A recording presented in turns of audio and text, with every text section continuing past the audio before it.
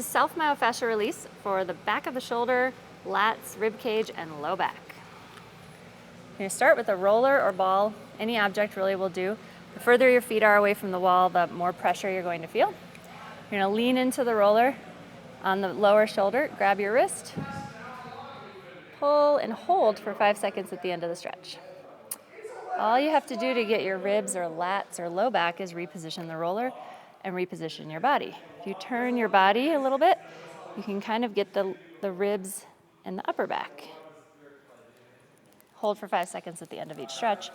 And if you want to get your low back, your quadratus, you're going to angle your body a little bit more, pull and hold for 5 seconds. Remember, putting your feet away from the wall a little further will increase the pressure.